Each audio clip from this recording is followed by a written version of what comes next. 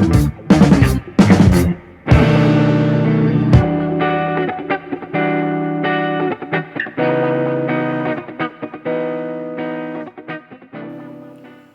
here we are. It's Series 3, Westerley VR Racing on RGT. That's the third series, and as you can see, that's the start of the first race of the third series. Thanks to Ned Bowen for these pictures. You can see Ned up in the top right-hand corner on his bike, concentrating on the field. He's the reigning champion, all the way from Chicago, Illinois, USA, and we thank him for his streams. Now, we're using this time the RGT Spring in Europe scenery. So you can see there's a few sort of, I won't quite call those cobbles, more paving slabs. We do get some cobbles on these, and you're going to get grey skies most of the time. Now this route has one lump in the middle. We expect that to split the pack, and this is a review of April 21, the first two races in the series. So the series lasts roughly 6 months, and the first two races falling in April 2021. This is race one. So this just had one lump in the middle, and that's pretty much what we expected. The field did split in that little climb in the middle, which was actually in Ickenham on the way into Uxbridge. And from there, once the group settled down, which is quite common in Westerley VR races, they're always 16 kilometres long. We always vary the routes, so some will be flatter than others, and we put in little kicks here and there just to split up the field and make some of the races interesting. Others are totally flat. But this one, as I say, the kick in the middle did exactly what we thought it would do. It sort of has the effect of splitting the Group C, the race into little groups, which is fine because that's one of the things we want. We don't grade the races. Everybody just starts together and you find your own little groups naturally. I think if we grade people and you're at the back end of a fast group, it's not that rewarding. But as I say, what tends to happen in these races, they do form their natural packs. So obviously, with Ned being at the front and the reigning champion, this little set of video did concentrate more on the front and the back, shall we say. And as we go under the Flamme Rouge there in race one, you can see that this is a mass sprint of about 34, 35 riders. Now, this was a fairly flat sprint, nothing too technical, a couple of curves towards the end, but nothing too technical. And it was quite frantic. And if you got this right, you might have finished as many as 10 places higher than you might have expected in normal circumstances, because it was just getting your sprint right. And there were some good riders who realistically finished behind where I'd expect them to finish. As I say, it was a very, very fast and furious finish. I mean, all these races are fast and furious. And as I say, I won't quite say it was a lottery. I think if you got it right, you got it right. And some people scored some good points as a result, and others left ruining how they did the last little bit. Now we can see here 300 metres to go, down under 300 now, and just look at this. It gets really, really exciting at the front as everybody goes off, with one of the Southborough riders having a go there, but every dig getting pulled back, and in the end the star was, look at that, Cado Looney was the winner. Ned Bowen finishing a little further back than he would have liked, we're sure, but I think he'll fight another day.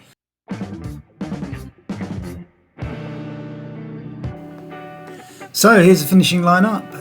Cado Looney, Jorgen van Beurs and Ned Bowen making up the podium.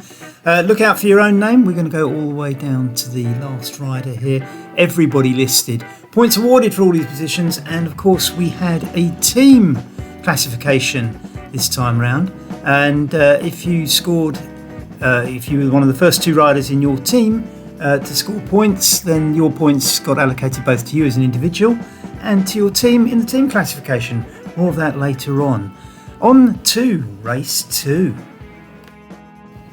So let me hand you over to Mike Lister, one of RGT's biggest stars, broadcasting on the ZMS stream this time. Hello everybody, and welcome to Wednesday's Westerley VR race. It's season 3, race number 2. And today we will be doing a fast and furious 16-kilometre circuit around the south of London. I've done a little recon of this route earlier today. I expect it to be a fast one. It's got a sharp downhill towards the finish. There we go, you can see the profile there. Only 223 feet of climbing. Slightly uphill for the first half. and then some sharp downhill. As usual, big sign-up numbers. Over 100 people signed up on the app. And we'll see how many of those. Let's have a look. 80 currently on the start line. See, we've got Nedbo in there. He's the reigning champion, the winner of the championship from season 2. Kenneth Mancina, Francois Eicher, Dave Morrison, of course, the organiser of this series, is in there. So around about just over 3 minutes till we kick off today's race. Kado Aluni, he's back. He was last week's winner. Last time out was a very fast sprint finish. Around about 35 riders in the bunch at the end. Today is a little bit more challenging towards the end. A couple of 90-degree turns within the last 500 metres, which I think will just slightly split things out quite a bit. So it will be technical at the end. Daniel Neugebauer as well, German rider, always consistent. Still time to get in, 2.5 minutes before we go. So 15 kilometres today.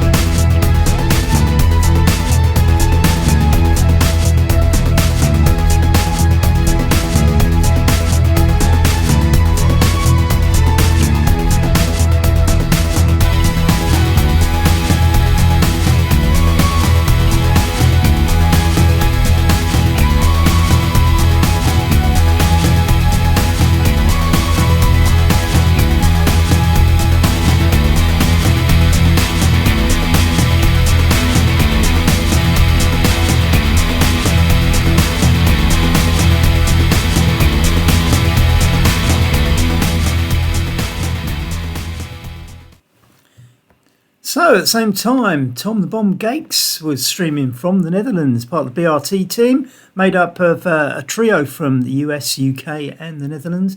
BRT set to be putting on their own races on RGT soon. Also talking of other races, big shout out to Simon Miller and the STW guys, Friday Night Frenzy, and of course Mike Lister, who you just heard commentating a little while ago for the MRETT. Time trials, team time trials, which are fantastic. We put a couple of teams in the Westerly, a couple of Westerly teams in that. Can't quite compete with the international teams, but we're thoroughly enjoying them. Thanks, Mike. Look out for all of those. Plenty of good racing to come on RGT, including the Westerly VR series going all the way around to September every other Wednesday evening at 7:30. Now, this course had about 4 kicks in it. We make every race a little bit different so that you don't get the same sort of outcomes every time. You tend to get a lot of the same riders at the front, of course. But this had 4 kicks, and it did split the groups up. There's probably about 3 to 4 groups by the end. But the main group stayed very, very, very strong throughout this race, and this is what you're going to watch. Now, we're coming up to around halfway through this race soon. But you can see it's still quite heavy now. The kicks haven't had their full effect yet. Quite a few riders, probably we're looking at over 50 riders still in the front group out of a starting lineup of I think about 82 or something like that, if you exclude the drones. So that's where we're at, just coming up to halfway. Pretty strong peloton still, but plenty of kicks to come. So who will stay in the front group?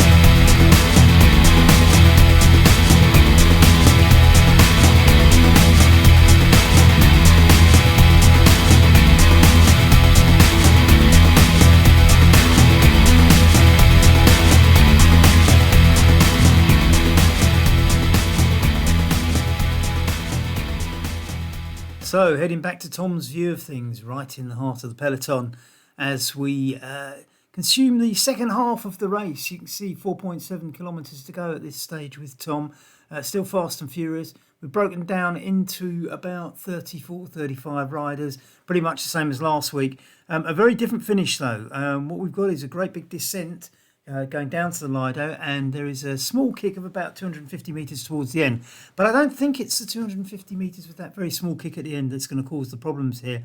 There are a couple of technical bends, and you're going to have to get your sprint right because the corners may or may not slow you down and affect the way you handle it. So you need to get on the front, I think, and get around those corners first.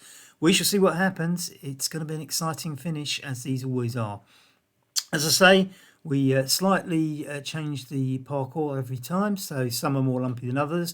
Last week had one big lump in the middle. This one had 4 little kicks to segregate the groups. And as I said before, we do like the little groups to form because you get sub races within this. We'd rather not grade it. We'd rather let everybody find their natural groups and have their own little personal battles further back, which many of us enjoy. And we do get a lot of nice feedback from people saying how good it is, even in the groups further back.